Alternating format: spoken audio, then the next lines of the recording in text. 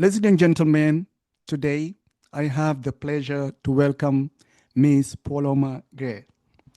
She is a founder director, CEO at Cachet Marketing. Also, she is the executive producer at Godness Fest. Ms. Paloma, thank you very much for joining me under the Human Rights Tree. Thank you. Thank you for having me. It's definitely a pleasure to be here. I have known you for a long time as a friend. It has been a while, so I'm very excited into reconnecting. Absolutely. And today we will talk about your journey, which is a journey, an immigrant journey. And through the process, I look forward to learning. As for me, you have been a kind of inspiration. Paloma, Miss Paloma, where did the journey started when it come to you? So I got here when I was 17. Okay. My parents brought me here. In fact, my dad, because we kind of came in groups. So we're a family of six. So I have three siblings. I have an older brother, an older sister, and a younger sister. So I am the middle child. And for some reason, I was the chosen one to come here first with my dad. And that was back in 1995. So the immigration rules were not as strict. So we came as tourists, and I arrived August 1st. I'll never forget, August 1st, 1995 at O'Hare Airport. So that's where it all started. I see. Would you just mind take us back to Mexico? In which city were you born and how was life growing up in your city in Mexico? Sure. So I was born in Mexico City, and my dad was a lawyer. My mom was a stay-home mom. It was six of us, and for a while, life was good. It was abundant. We had, everything that we needed. And I remember a lot of church because life was basically church. That was our life. Then my parents became pastors of a church, and that's where everything actually changed. So my dad left his job as a lawyer. He was a very well-known lawyer. He was, in fact, a professor of law in two of the main or major universities in Mexico City. One was the Universidad del Valle de Mexico, which is one of the most prestigious universities, as well as Tec de Monterrey, Tecnológico de Monterrey. And yeah, that really affected us financially. So it came a life of a lot of scarcity and a lot of we started to feel the burn, and then we were kind of relying on the charity of people at church, and that's where things started to change. So I do remember when I was I was 15 at that time. I remember my mom crying because she couldn't feed us and all of us were hungry. And I remember my little sister hiding behind the couch in the living room. And I was like, "What are you doing?" And I, lean over to see what she was doing. And she was looking at this magazine that had pictures of lasagna and spaghetti, and she was just pretending to eat it. And oh my God, that's to this day it hurts me, Mhm. to remember that moment. When I saw that, I just said I can't. I in that moment I remember I went to my older sister and I said, "Come on, you're coming with me." I went to my bedroom and I started taking everything from the closet that we didn't wear, like purses and accessories and old clothes. And I'm like, "We're gonna go sell it. I don't know where, but we're gonna go sell it. We're gonna do something." At that time, my dad had fallen in a terrible depression. And to be honest with you, now that I look back, I think my mom was too, and they just couldn't even feed us, and we started to feel the pressure. So I went to the town next because we lived in a gated community. It was a very nice community. So we went, to the nearest town, and they had, like a flea market there. So I literally just parked and opened up the trunk and extended everything, and a dollar, anything you need, a dollar. I think that's Yeah, where my entrepreneurial journey, that's where it began. started early on. Yeah. But what So trigger a lawyer, a successful lawyer, to suddenly give up his practice and go into preaching and losing all his financial means? So I have asked that question to my father many times, and his answer has always been, I was called to serve the Lord. Mm. And they blindly left everything, and they went into, becoming pastors. But as children, that affected us a lot because we were moving a lot, so they will send my dad to a state or a town, build up a church, get it rolling, and then we will move on to the next one, into the next one, into the next one. So by the time I was 15, that had affected me terribly. Even in school, I failed at school, and there were just so many things that were in the mixture of our lives that I couldn't quite comprehend. And I think I went into survival mode. And it was just like, okay, what am I going to sell today to eat? How can I help my parents? So my mom never worked in her life. And my dad was extremely depressed, and we really didn't have any income coming in. And the situation was so hard that it became a time where my dad decided, well, we have to look for a better future. And at that time, my older brother was already here in the States. He came when he was much younger. My maternal grandma was actually hired by the Mexican embassy in New York back in the 80s. She was a sous chef, and she had somewhat of, a connection here, and she was already established. So, my brother came when he was also a teenager, and then, we had that connection over here. So my dad said, well, we're going to have to go and, look for a better life. And I've always been the closest one to my dad. And among, my siblings, I've been the one that is never afraid of anything, Mm. so Yeah. they said, well, you go with your dad and start up things. And yeah, that's what happened. The situation was so bad in Mexico that, we, or my dad had to look for a better way. So yeah. But as you indicated, as a child, usually when as a child, if there is a dramatic change or switch, the child have a tendency to go hide behind his or her parents. But Yeah. when it come to you, it was not the case. You decided there should be, you need to act, and you acted and took your item and went to the market. How old were you at that time, and how can you take us back to those moments? How do you how do you feel as a child being in the market trying to make ends meet? I felt overwhelmed.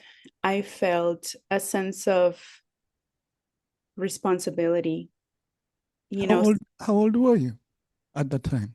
So I think I was more into my teen years when I realized that I had to do what I had to do to survive, because as a Mm, child, I was always, we were always in church. I mean, life was good. Like I said, my dad was a lawyer. So during those early childhood years, everything was, fine. Everything was good.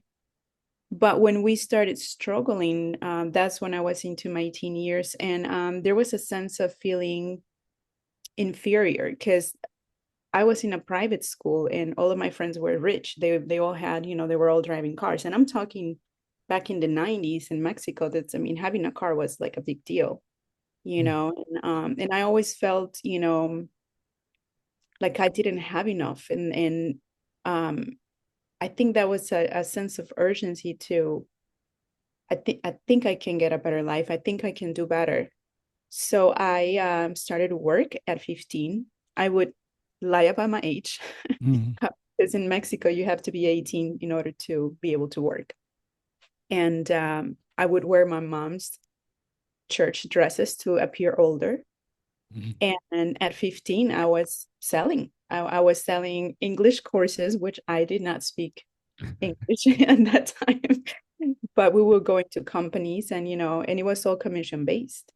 So I started my career at a very, very early age out of, yeah, I mean, out of just to survive, I suppose. And I started to see what my potential was, but I wasn't aware of it. When you're kind of in survival mode, you don't really, you just want to make money, bring it to your home or bring food to your home. That was my priority. So I think that I fell into this survival mode, which led me to take risks. And, like I said, my mom always told me that out of the three girls, I was the one that always like the go-getter. I was always the one that was um more social with everybody. I was always, making Mm. friends. And my two other sisters were more like, kind of like under her wing. Mm. And my brother took off at a very early age. Like I said, he came to New York when he was probably about 15, 16, if I recall correctly. So I kind of felt that responsibility, even though I was the middle child. You would think, right? Like the next older sibling would take over. But no, the situation led me to survive and become an entrepreneur at a very early age. I see. Eventually, you decided the best route to take is to come to the United States of America. And the month was August. Did you come by yourself, or did you come with your dad? And can you take us to that day? Because often as an immigrant, when we come, we always remember the day, the time we made it into the United States. Yeah. So it was a very sunny, beautiful day. Um, I remember landing at O'Hare Airport and I remember thinking, this is my new life. And there was a sense of excitement, there was a sense of fear, there was a sense of um anxiety, a little bit of anxiety because I left everything behind, and I came with my dad. So we flew, um my dad and I. And prior to that, I remember when I was informed, because I wasn't asked, I was just informed that I was going to come here with my dad. And at first, I was told that it was going to be to study English and to adapt the language, So I thought, okay, I'm going to be here for Mm. a while, but I didn't know for how long. Um, we arrived, and then, some friends from church picked us up and they took us into this townhouse in Elgin. And the townhouse was very small. It had 3 bedrooms. It had a one master bedroom and 2 other bedrooms. And there was a basement. So there was like a family per room. There was like a family living in each room. So Mm. there was a family of 4 in one. There was a family of 4 in other. So they had little children. So there were, the parents and 2 children. One of the ladies was pregnant. And then there was another bedroom with another, you know, couple with 2 children. And then there was another bedroom with a girl, which I think was the sister of the person that actually had the lease. And then there was a basement where I went in with my dad and my brother. And that was shocking to me to see how many people were living in one house, and also lifestyle. I mean, they would have to get up at 5 in the morning, prep lunch, and then everybody would go to work. The basement that we were staying in, I mean, half of the basement was full of, I guess, boxes, trash. I don't know. It was very messy. And then the other half, we had three mattresses. So it was my brother, myself, and my dad. And then my dad right away got a job at the casino, the Grand Victoria Casino, as a boss boy, not even a bartender or a Mhm. waiter, you know. So that really affected my dad's um psyche, because he came from being a lawyer Mhm. to come clean tables. But at that time, that's all there was. That's my brother was working there. Um, and I remember spending a lot of time alone in that basement. Mhm. It was full of roaches. The house was full of roaches. And then that started messing with my mind, right? And I was like, I came here for a better life. I refuse to live like this. Like, this is just not my vision of life. Um, Granted, I was very young. I was, like I said, not quite 18. So it's not like I could just, okay, let's just get up and go to work. I couldn't. I didn't speak the language. And I remember I told my dad, I just need to go to school. I have to go to school.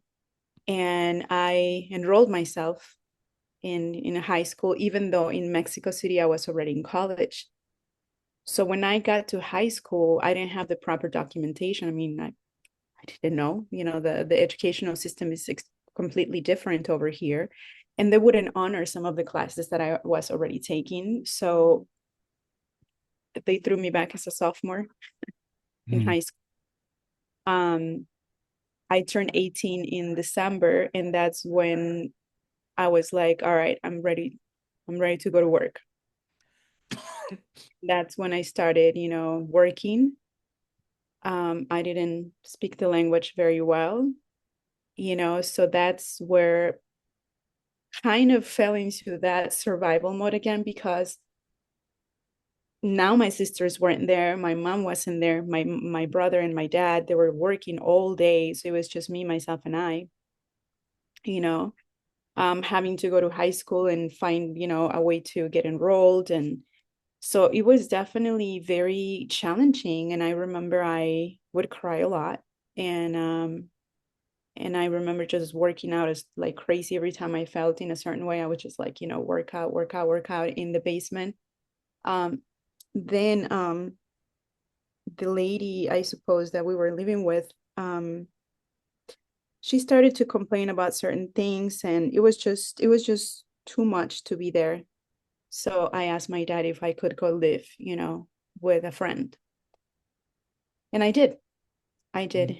And so that's where I kind of, became independent and started working at a grocery store. I was making 5.75 an hour. That was the Mhm. minimum back then, Yeah. minimum wage. And yeah, and I can tell you so many stories that they're so funny now, but when I look back, it's like, wow, that's how innocent I was. Um, I was at the register, and I didn't really understand English. And then there's, this three African American guys come toward me, and I couldn't quite understand what they were saying. Um, and all I understood was Jack. And I said, "Oh, you're looking for Jack. Okay." So so I went to the manager and I said, "Hey, they want Jack. They're looking for Jack." And he's like, "Jack, there's no Jack here." So he comes to the front. He's like, "Yeah, can I help you?" Which this is my understanding of things now. He's like, "Yeah, Mhm. can I help you?" The guys were like, "Yeah, we need a bottle of Jack Daniels." So I didn't even know that was a drink or like, liquor. I was so innocent. I was so innocent, Yeah.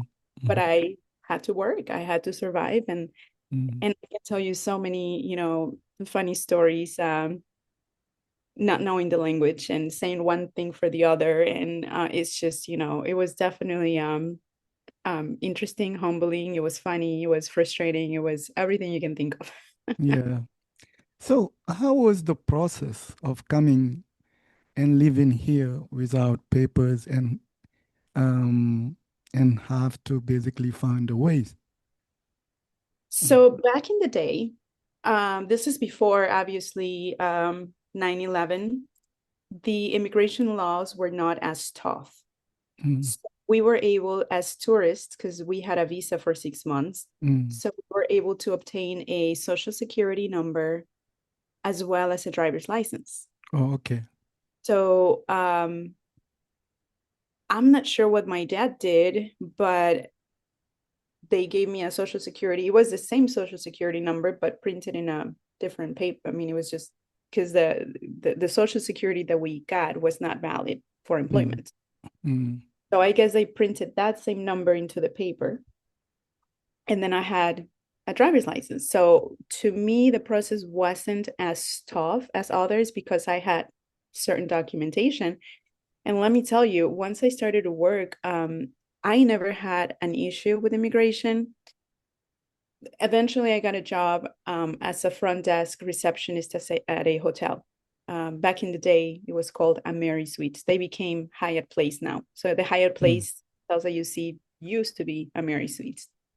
So I was a front desk clerk, and one day ICE showed up.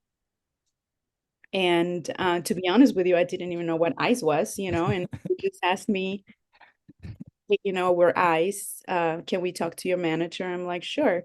And then they asked me, are you a US citizen? And I was like, yeah. I mean, didn't even Think know, to about it. be Yeah. honest with you. And they asked me for my ID. So I showed them my driver's license. And they were like, okay, well, tell your manager we're here. Okay. So I went in the back and then panic, you know. He's like, Mm, oh, housekeeping, tell them to go. So I was kind of like, okay, what's going on? What's happening? And they were like, la migra, like mm. immigration is here. I'm like, oh, at that point, I was like, oh, shoot. Like literally, they just asked me if I'm a citizen. Okay.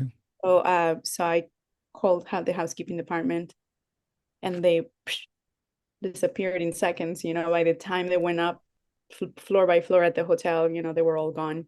Mm, And I was just there standing with them the whole entire time. So, I mean, there was, I guess, a benefit to having a social security card, mm.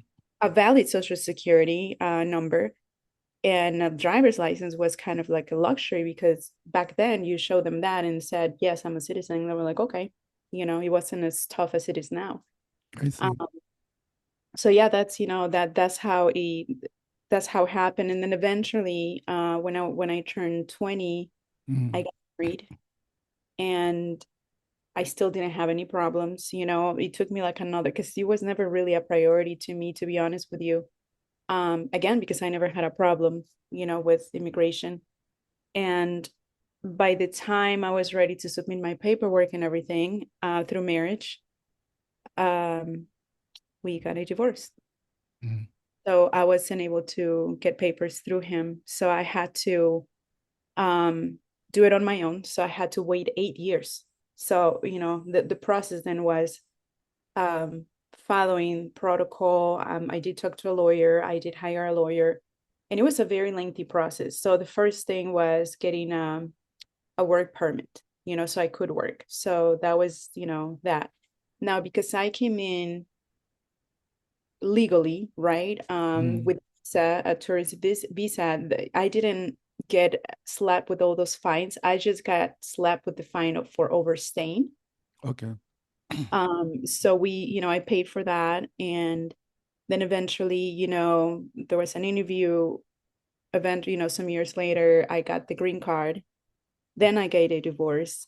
And then, they tell me you can't become a citizen, have to do it on your own. So I had to wait 8 years after Mm, that.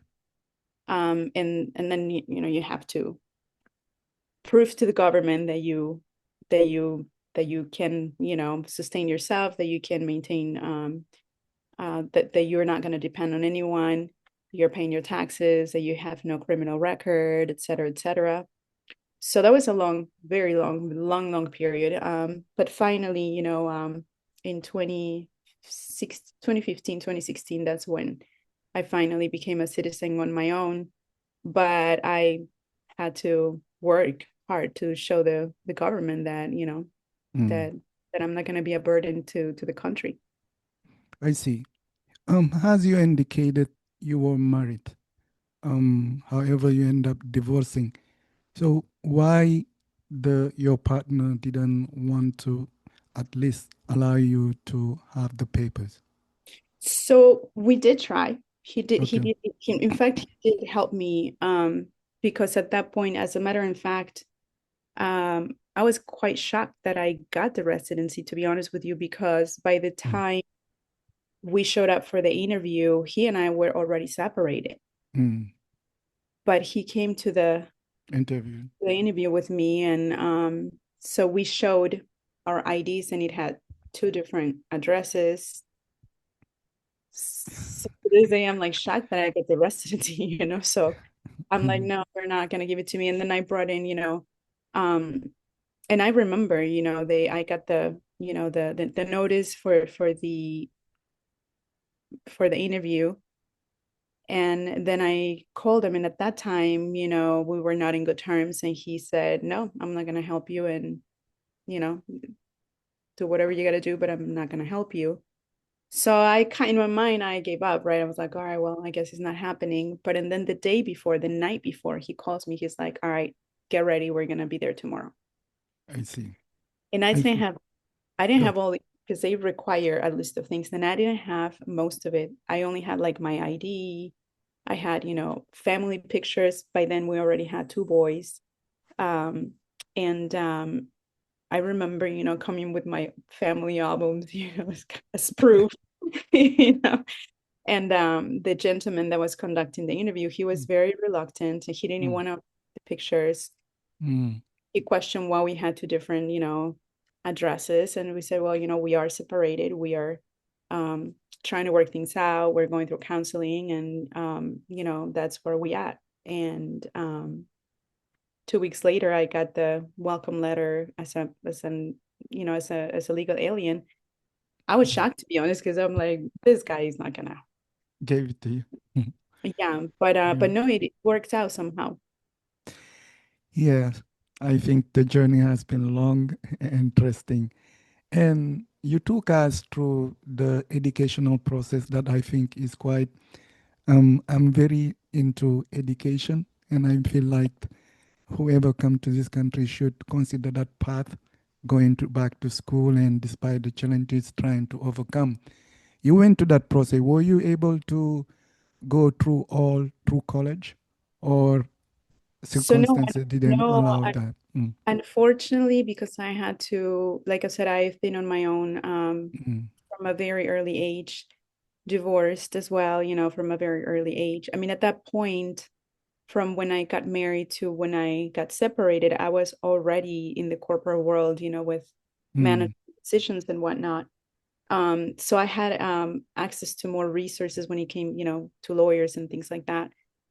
So the process was basically just learning, because everybody has a different situation. So in my case, because I came in legally, I was a minor. That helped out a lot, Mm. 'cause as a minor, you don't really have a say. And, though I don't know nowadays, Mm.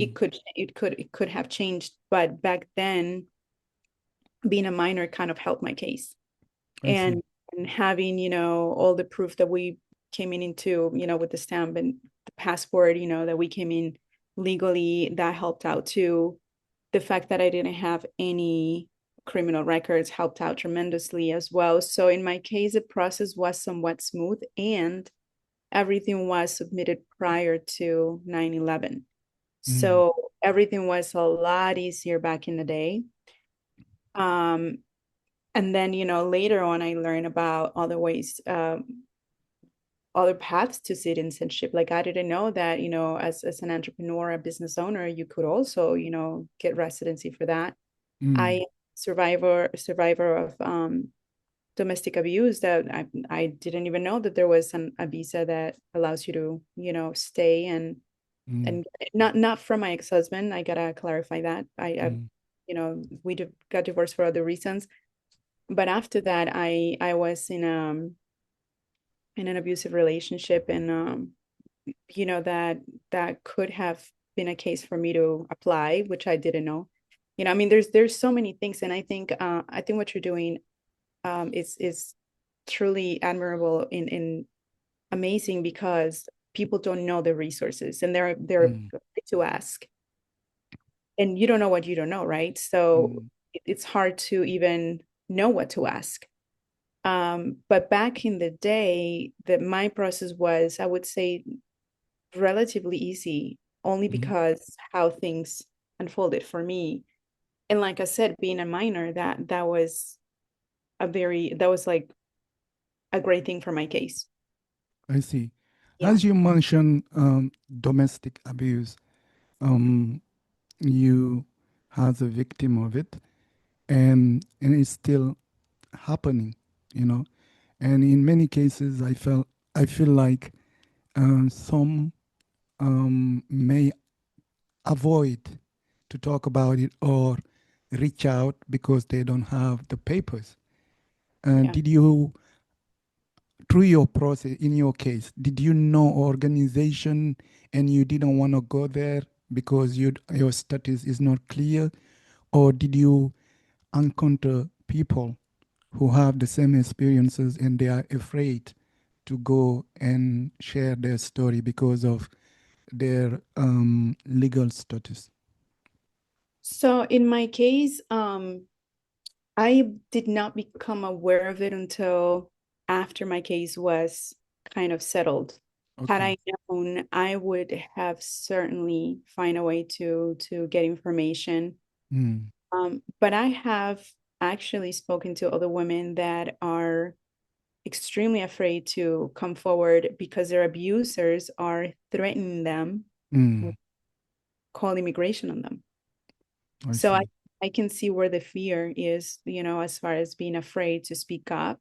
Mm, And sometimes you're just afraid of him killing you. mm, That's simple, so you don't anything. If he finds out that you're, looking for these resources, that could be fatal in some cases, and um I was very afraid of my abuser. I see. I was terrified of him, Mm, so I think that in that regard, it could also have been challenging for me because I was watched 24/7, you mm, know. And there were situations in which, I mean, there was one time where he kept me, I don't know if kidnapped is the right word, but for a whole week, he took my keys, my wallet, my phone. I could not communicate with anybody, and I ate when he told me I could. mm, He would make me do some really bizarre things that I do not want to do. mm. Um, and always with the threat of, killing me. And I was petrified.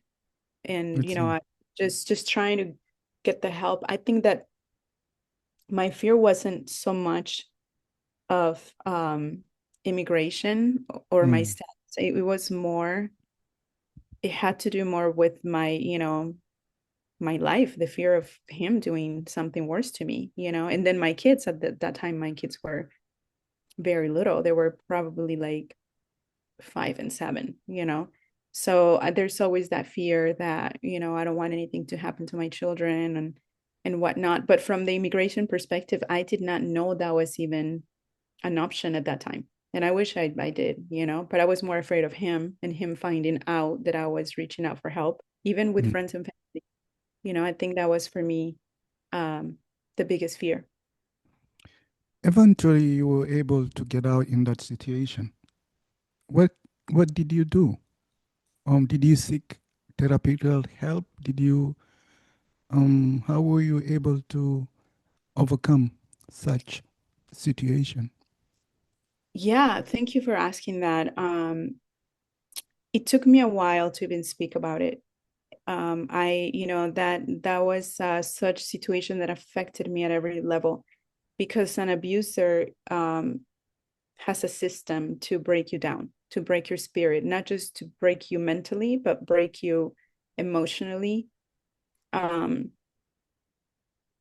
this abusers isolate you from the people that love you and support you, and they make it a mission to break that support system, and starts very settled. Like you won't even know you're in an abusive relationship until you realize, like, oh my God, he almost killed me tonight. So for me, it was such a process, Mm. um, because I was really afraid of him. Mm. And then there's another part of you that is in love with him, so there's always this hope that things are going to change. But if he does it once, he's going to do it again and again. And I was always hoping that, okay, it just happened that one time and it happened again. And the way, they beg you and they kneel in front of you, and you see the remorse and they cry Mm. and love you. And um, I always kept the hope that he would change, besides the fact that I had no face to, I had no way I could face my family Mm. or my friends. I was so embarrassed that that was happening to me, Mm. because I myself had criticized other women in the past, like, well, why are you staying? Why you keep, you know? And it's not that easy. Yeah. It's a psychological trap. It's physically, and that's another thing, when you're so attached to that person, because everything starts really good, everything is amazing. They don't show you that face, Mm. that side of them, until you are in love, like deep in, and starts very subtle. Like, he started by separating me from my friends and Friends. family. Yeah. That was Mm. the first thing, and it was something like, um, that friend of yours, she's not your friend. She's jealous of you. And have you not noticed this, and that? So he started putting things in my head. Um, Same with my parents, he would tell me things about my parents, and Mm. it gets to your head very easily, because you think, oh, this person loves me, he's watching out for me, right? So it starts subtle, and then, I don't want you going out with her anymore, you know or Mm. whatever they're wearing, they might make a small comment that would make you feel in a certain way, right? Mm. So that I was wearing a nice dress and I showed like a little bit of cleavage, which is not unusual, for women. Yeah. um he would make me feel like I was, dressing like a cheap prostitute. And he wouldn't Wow. say it in those words, but he alluded to the fact. I'm like, oh my God, I don't want to look like that. I'm gonna go change, and Mm. so, like I said, it starts very subtle, up until the point where it becomes physical. And once it became physical, I was in too deep to even realize how deep it was. Mm. And that's where it all started. So my process, I mean, an order of protection is not always enough, because it's very easy to violate it, you know. Mm. And there were times, and which he would call the police department and say, if you don't put her on the phone, I'm gonna kill her. I'm gonna kill her kids, and then I'm gonna kill myself. Mm.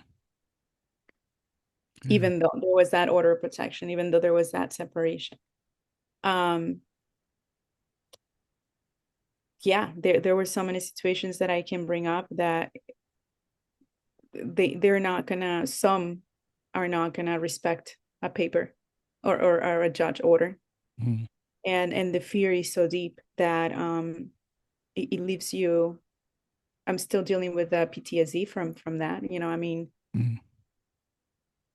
almost 20 years later, I still have nightmares, and it's the same recurring nightmare. And I've done a lot of healing. I have for sure gone through a lot of therapy, Mm. but the psychological residues are still there. And I think that's, in a way, what has made me stronger. And I didn't speak about this until more now than I ever did. There are situations where I can't even bring up because they're so graphic, and um my mom knew what was not, she didn't know in detail what the level of abuse. And I don't think I will ever speak on it until um or as long as she doesn't know, because I know she would suffer, and I mean, although this has passed, I know that would affect her deeply, because she carries a sense of guilt for not being there for me. She was in California at that time, and you know, I did tell her, like, I need you to be here, and she was in California, so Mhm. things that I may never speak on, or if I do, it'll be in a way that she never finds out. Yeah. But who knows, right? With social media and I have spoken about some situations, but there's some that are too graphic for even social media. Yeah, I quite really personally understand. Um, Despite you cannot fully understand domestic abuse if you are not living it yourself. And however, is always, um, you have to appreciate the people who go out there and have the courage to share a little bit about their experience, because domestic domestic abuse is a reality, and we must acknowledge it and trying our up best to deal with such situation. Yes. However, is there is a saying, it's not what happened to you that is really important. It's how you use what happened to you um, to better your life. Yeah. Eventually, you came to America for your own reasons, and many people come to this country for many reasons. And Yeah. you end up having two beautiful American kids. You went through the process of overcoming language barriers, and you are trying to make it in your own. The Yes. American dream, if we can say. How's the American dream? So, how is the American dream for you so far? Well, there's been ups and downs. I Mm, was in in the corporate world mm, for a very large part of my life, but I think I always had that entrepreneurial spirit. And I did jump around a little bit. I mean, I was in the hotel business, and then mm, I switched to banking. So at a certain point, I was working for a large banking institution, and I think that a lot of my training when it comes to management was polished there, because their training is top notch, and mm, having the ability to interact not just with your employees, but also with clients, right, and customers. So mm, I got to know the banking world, which it provided, for a while, but it was definitely not my thing. you know, I see. I did it because it was a job, it paid well. Mm, Um, but I always had this creative mind. I always had, I've always been involved. I mean, as you know, I've always been involved in art and music, and mm, I'm always creating, platforms and events where artists can come together and express themselves. And to me, that has been a really crucial part of my life, because I feel that without it, mm, I have not healed the same. It probably would have taken me longer. And to me, dancing is sacred, art is sacred, and those are the things that have kept me sane. And those are the ways that I can express myself. They are a conduit for me to express my pain. At certain point, I got to write a lot of poetry. mm, At certain point, I was dancing a lot. At certain point, I was painting a lot. So there's different ways that they're sacred to my life. And the corporate world was kind of becoming a burden per se. And I'm not ungrateful, because that's what provided for the American dream, where I got a mm, house and I got a car, and I got to, travel a little bit, and I was able to, build very healthy relationships in the business world. And it was ultimately my school to become a businesswoman, because everything that I learned, being that I was not able to finish school, and a lot of people are shocked that I didn't finish college. mm, um, and yeah, there are a lot of opportunities, but myself, I didn't have the opportunity to go to school because I had to work to survive. Nobody was paying my bills, nobody was feeding me, and I had to do it myself. So throughout the years, I was able to attain, some professional accomplishments, and with that positions, that took me to higher places. So as I said, I've been in management when it comes to the banking world. But there was always that creativity, Acceptable. spirit. Like, I was just not, I felt like I could do a lot more. And finally, during COVID, I got laid off from my corporate job. Mm, And that's when I said, this is it. This is the greatest opportunity for me to establish a business. And, while everybody was seeing COVID as a challenge, which, yeah, sure enough, is very challenging. But as the entrepreneur that I am, while mm, everyone was crying, I was selling tissues, you know. So I kind of like took advantage of the situation. So I established cachet marketing and events, which is now my bread and butter. This is what I do full time. I'm a true mm, entrepreneur.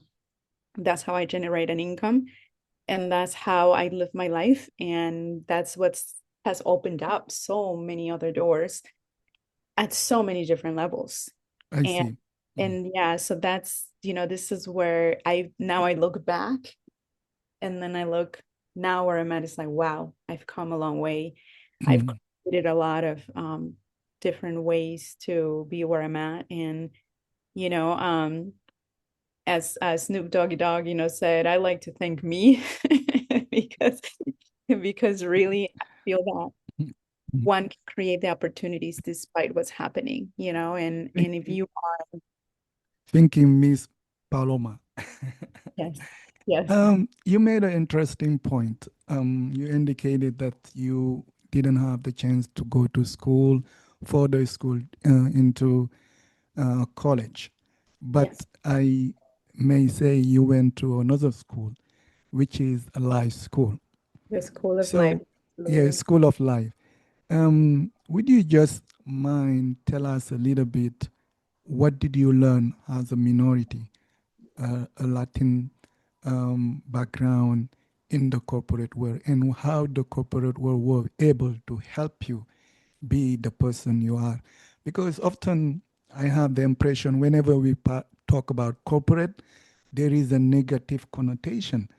But in Mhm. many ways, also, when you work in the corporate world, because their interest on making you a better manager and things, there are a lot of education which has proven that can be helpful to you and anybody in their life. How the corporate were able to provide such education that later on help you to work for yourself. Sure, that's an excellent question. I think, for me, like you said, my school was on the field, like doing it. I Mm, didn't get to go to school, sit in the classroom and learn, okay, well, this is what's gonna happen, and this is how you gotta act, and this is what you gotta do. I didn't get the opportunity to learn any of that. I was learning on the go, but I can tell you that I have seen both sides of the corporate world. I've seen the side where you feel used, abused, where you feel unappreciated, you feel like just one more employee. But I mm, have also worked with corporations that are amazing, and they are really invested in helping you become the best version of yourself. So I got to see both contrasts. And mm, one thing I can tell you, people, companies, friends, family, they can all extend opportunities to you. mm. But what I have learned is it really is up to you. Yeah. Your mindset and your state of mind, it's what's going to determine how far you go and how resilient you become. So coming from a background where I didn't even speak the language and having to learn a whole new culture, and then you come into a country where there's not just the American way, you have a pot of so many other cultures, and I had managers that that were from other different parts of the world that they also have their way, and they also have that, their own challenges and whatnot. But I feel like it doesn't matter where you're standing, it's up to you. Your mindset, it's Mm. what's going to make you or break you. If you focus, because remember how the say goes, um, energy goes where attention goes, right? So where your attention is, that's where the energy is going to go. So I've seen people, complain about corporate. And it was like, okay, Mm. shut up and get to a different company. Like, stop Yeah. you are in charge of your own destiny. You are in charge of making your own decisions. So if you're not happy there, move to a different job. Nobody, nobody's holding a gun to your head to stay at a job that you hate. Yeah. I to do it myself. There was a point in which I was having panic attacks and anxiety attacks on my way there. And it was like, wait a minute, why am I putting myself through this? Yeah. I have the skills, I have the talent, I have the experience. I'm just going to move to a different company where I feel appreciated, where I feel celebrated. But the one thing that is going to make it happen is how hard you work. And I'm Mm. not talking about working 12 hours a day and being a martyr in the corporate field. No, Mm. I'm talking about if you're going to do something, if they give you a task, Mm. do it at your best, not just, to maintain your paycheck, your paycheck. Yeah. It, I say do it with love. exactly. Yeah. Love and gratitude. And I think that to me, Mm. gratitude has opened up so many doors. And then of course, your talent, nurture your talent. I was gifted in the creative department. God blessed me with creativity. Mm. So for me to sit there coaching bankers and how to get more numbers and how to sell more checking accounts and credit cards, like I felt that was a waste of my talent. That was a Mm. waste of my energy and a waste of my creativity. Mm. I then started looking for marketing jobs. It's something, because I always wanted to do marketing, but because I kind of got stuck in the sales field, Mm. you know, once you build a resume, going from sales to marketing is a little harder. Yeah. So it'll be easier coming from marketing going into sales than sales going into marketing. So I had to make a decision. And when I finally decided that I was not going to work for the corporate world anymore, or for banking rather, that was back in 2012, 2011. That's when I just couldn't even breathe going to work. And it was a great pay, it was a great position, but it was killing my spirit, Mm. So I had to do something different. So I decided to look for a job, that had to do with marketing. And it was a very interesting, I mean, I wasn't even making half of what I was making in marketing, or rather, I was making a much, much, much higher income, but I decided to go into marketing just to learn, Mm. then, create other opportunities from there. So sometimes you have to make tough decisions, but at the end Yeah. of the day, they're going to be for your betterment. They're going to be better for your future. So in this case, I decided to go into a marketing, field and making half of what I was making. But I thought, okay, I can survive, for 6 months maybe, and then I can get the next Progress. position Mm. and so forth and so on. Um, then I started to get my own clients on the side. So I did have my job, and then I had, a couple of private clients, Mm. which I made a lot of mistakes with. Yeah. I trial and error, right? So I Mm. learned a lot, and I think that that was one of the things that really set me free. Don't be a don't be afraid of making mistakes, because you learn from the mistakes. Mm. If you just stop or decide not to do anything because, oh my God, I'm afraid to mess up, the needle is never going to move. You have to make mistakes. I think that mistakes are the it's better than going to school. I see. Basically, what I'm learning that based on your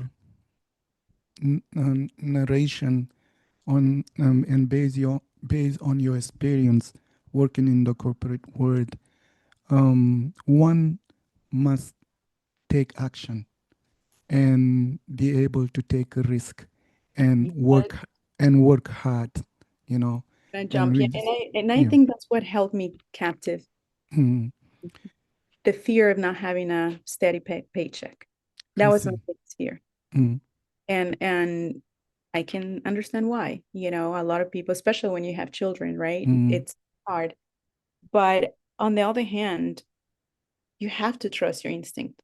yeah. You have to trust yourself, and that was the biggest challenge for me, learning to trust myself, because every time I trusted something, Mm, it went south.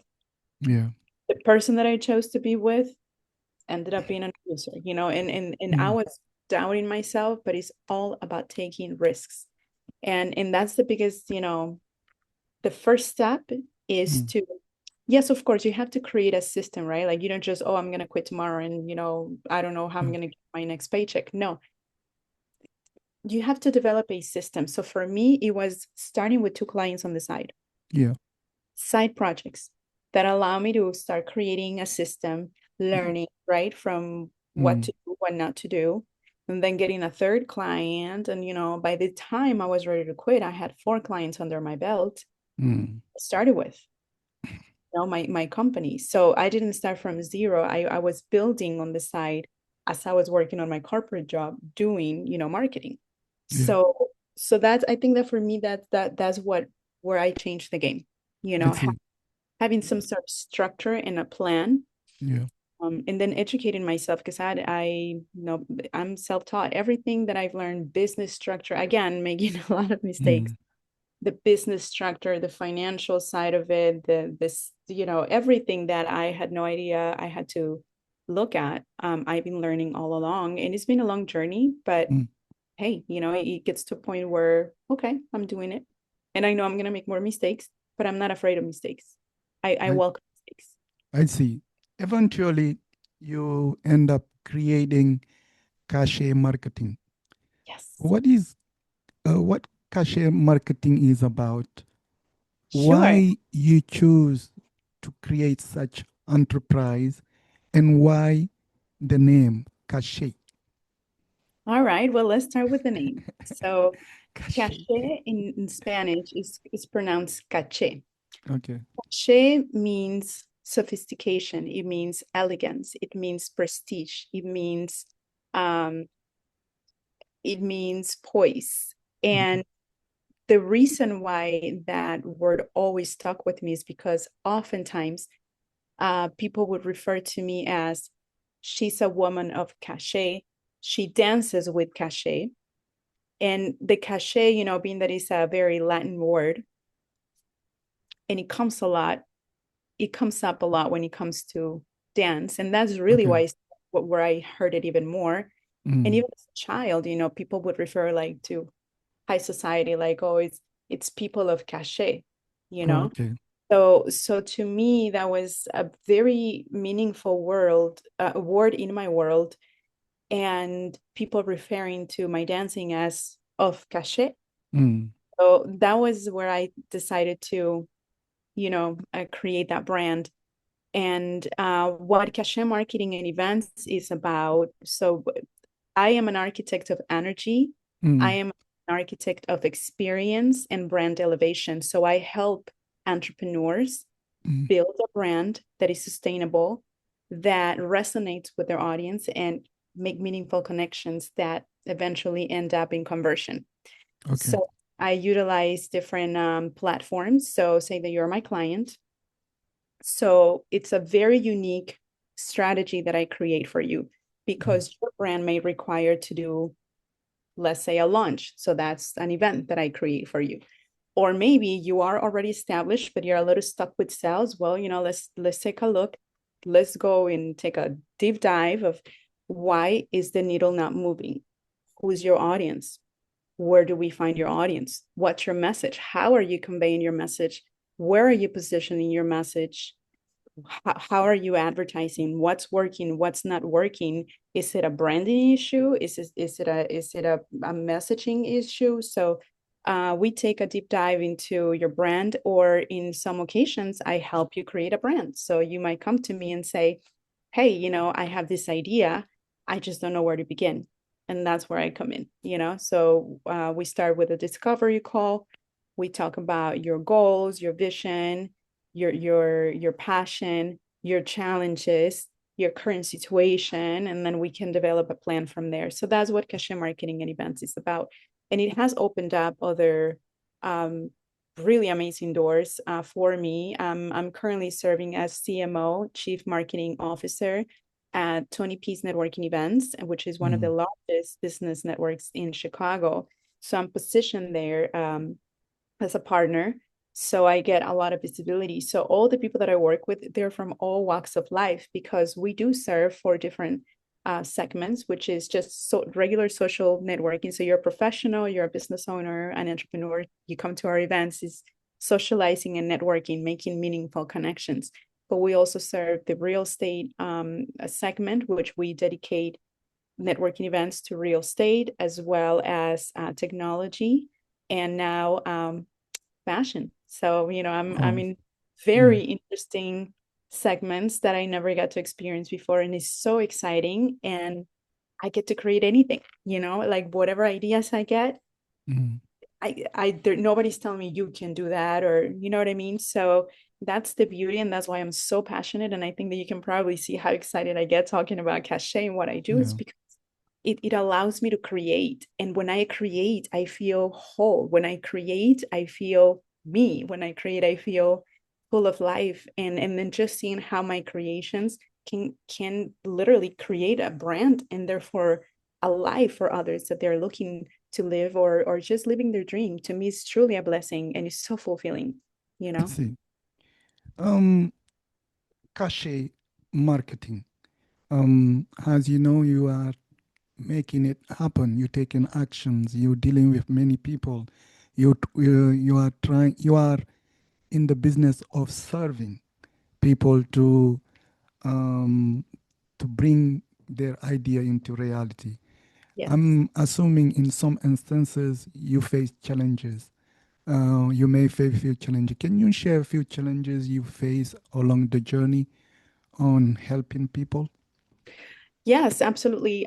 So I can, you know, bring up a situation where just a Facebook group to being an actual LLC, being Mm. a profitable company with my ideas, with my leadership, with my creativity. Most of the things that were happening was all because I was making happen.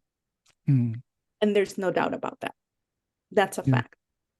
And to be accused of something that was not at all true and being pushed out of the group, I'm still trying to understand why, whether if it was because I decided to take some time off. I don't want any money or anything. It was just the devastation of, Tarnishing your reputation. Mm. yeah, and then giving yourself Mm. to what you thought it was going to be your future.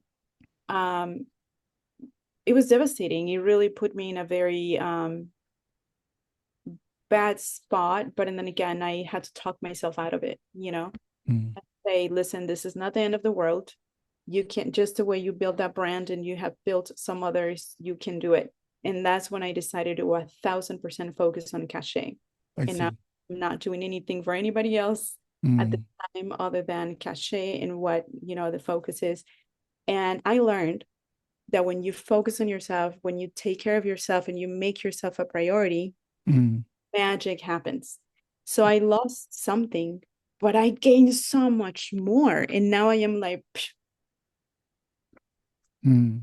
they're so far behind that you know, and then I think, wow, I would still probably be there doing all the work and not have anything happen, you know. I gotta focus on me and my own projects, and thank you for the experience. Yeah. So that's one of the situations that I can you Share. know, Mm. mention. And also, you know, that comes with financial burden. Yeah. You know, having to pay for lawyers and having to, you know, more than anything to clean my name, really. Mm. But it's just, you know, things that you don't really need. Yeah. It's the kind of situations, you know, that you rather not deal with. But I also learned that some of my unhealed issues were attracting that type of people. Mm. So I'm not going to blame them all. It's just really what I tolerated. Yeah. So I think that this entrepreneurial journey has brought me so much self-awareness, right? As to why is this happening in front of me? And I stopped blaming those in front of me. Yeah. Because it's more about what in me Mm. is attracting these energies. And they're nothing but a mirror Yeah. that matching your unsolved issues Mm. to reinforce a certain belief that you have, right? Yeah. And for me, that was really, it was a blessing in disguise, not only because how much more I gained, but more because of the self-awareness that I, instead of blaming them and being angry, I was like, okay, but why am I dealing with this when I have put so much in it? And it had to do with some wounds that I had not healed, I that have see. that have to do with my childhood and my relationship with my sisters and my mother. I And see. I think, I was attracting that same kind Image. of, for to show me that it's still there, I to show see. me that I still had a lot more work to do. And I'm forever grateful. And where before I was somewhat angry and resentful, not understanding. Now I understand why it happened. I see. And I'm so glad it happened, because I Mhm. wouldn't know where I am today. Yeah, in many ways, following up your journey, you symbolize the bridge between the corporate and the artistic world. And often there are views um, which don't understand that for many people, you have to be in the corporate or you have to be an artist. And personally, I don't see it that way. There is always a way of showing that you are born entrepreneur. However, in some time you have an artistic part um, in you, Mhm. and you are a person who symbolize those entrepreneurial skills and are willing to make things happen in the corporate world. But in some time, you are an artist, you are a painter, you are a poet, and things. And I want to ask to transition through that process as you created goddess festivals. What goddess festival is about, and it's the same question: where the name come from, and what do you do with that festival? Sure. So Goddess Festival is an event that I created, which is, one of the many events that I create through Cachet Marketing and Events. Mm, We decided to create this particular fest because I, much like you, I'm an artist, and I want to be the bridge, like you said, mm, between the corporate, but still bring everything together, because most people walk around not being self-aware, and they don't realize that your spirituality is just as important as your physicality and your intellect. So it's body, mind, and soul. And it took me a couple of decades to realize that they go together. And what I had not healed in my personal life was showing up in my business. Like I explained to you, there were things that I were there that were showing up in my business, and I couldn't quite understand. And there were times where I felt stuck, like I couldn't advance. And when this situation happened, I was devastated, and that was a great opportunity to take a look. I look within. And I also want to refer to what I was saying earlier. Dancing, painting, and writing has been my escape to healing, or my way of healing. And dancing has been such a great part of it. And I wanted to create a platform for women that are mm, in business, that bring those together in a setting where they feel free, where they feel like a goddess, where they feel they can fly with the wind, that they can create, that they can meditate, that they can do sound bath sessions. And so this is essentially a 1 day retreat created mm, for women that mm, to create, that love to dance, and that love to make connections. So essentially, those are the components that I personally have incorporated in my life. And I see the ripple effect, and I see how much more of that is coming into my life in a form of abundance and amazing relationships. Because once you start healing yourself, you're elevating your frequency and your vibration, so you're gonna attract alike people, right? The Mm, people in front of you are merely a mirror of you, whether if you like to hear that or not you personally, but in general, we don't like to hear that, right? That problem that you have in front of you, it is a reflection of you. And you may say, well, I didn't ask for it. Yes, nobody's going to ask for that kind of situations, but the fact is you are attracting that situation. Now, I didn't ask for an abusive, relationship. I didn't ask to be pushed out of this, company that I created, but something within me is attracting that, mm, but not really just to show me what mm. I heal. So for me, my healing platform Mm. Sorry. has been, bless you. Mm. That platform has Thank you. been a combination of, dancing, um, creating, and that brings so much richness into my life. And I feel free. I feel complete. I feel whole when I bring that. So I wasn't happy in the corporate world, right? Behind a desk. I just felt like my wings were like clipped and I couldn't fly.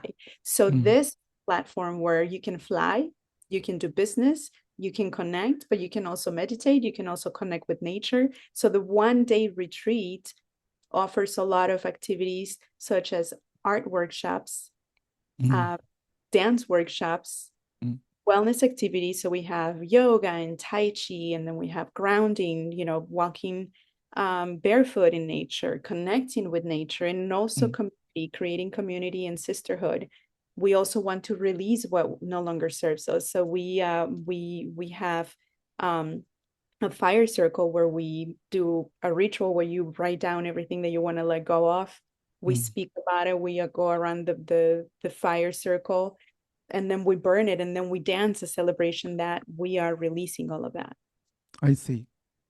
If a young lady or a man have ideas and they want to make it happen, and they hear your story and they want to make it happen through cachet, or they may want to just enjoy, um, you know, go through healing with godness.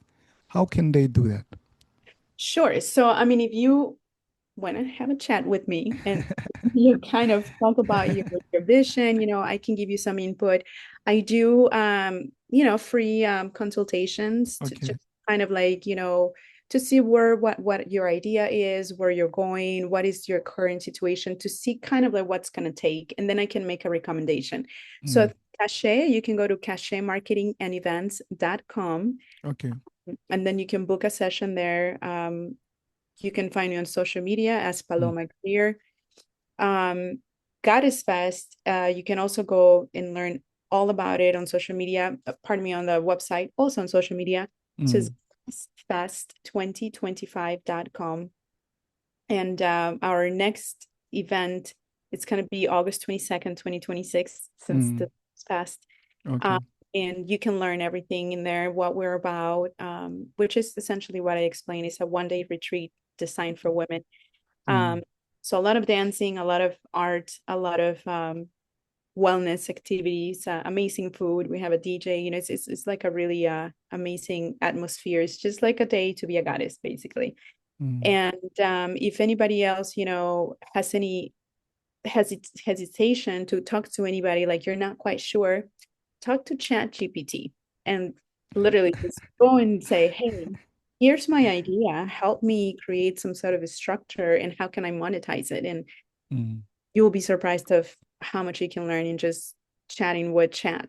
Chat is my best friend, sometimes my therapist, you I know, see.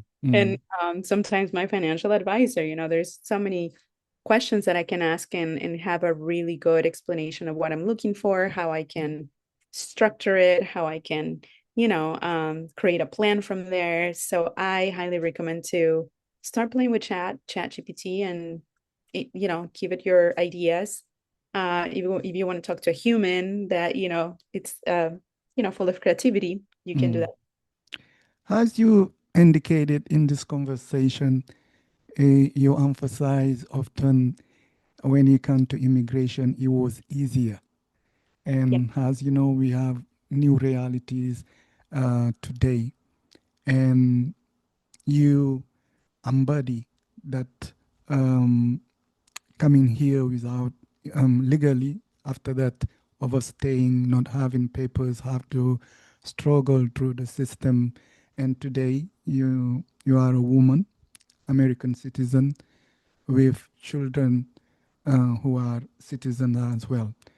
What what can you say to those people who are around you, who are in a fearful situations, in the situation of desperate? What can you say to those people? The best advice that I could give: inform yourself and know your rights. Okay. As we know, the situation right now with immigration is just so devastating. Mm, And although we have rights, they're not being respected. But people tend to mess less with you if you know what you're talking about, and if you know your rights. mm, Um, Research. Do your research. Google it, talk to ChatGPT. What are my rights, and what can I say if they come to my door? mm, Right? I know the Latin community, they're very good at informing the community and say, hey, they were even passing around like what to say, like little cards. Um, there are some agents that are posing as, ICE agents, and they're not actually even ICE agents. They're more like um private, agencies that are not immigration. And it can be very intimidating, seeing people with guns and vests, and it can be very intimidated.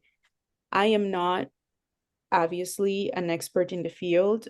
I would say if you cannot afford a lawyer, which I deduct that most people can't, but inform yourself. You have free resources available. Start with ChatGPT, start with Google, start with your local um, resources, mm. and having a clear understanding of what can I say if they knock at my door, and then always be very vigilant of where you are.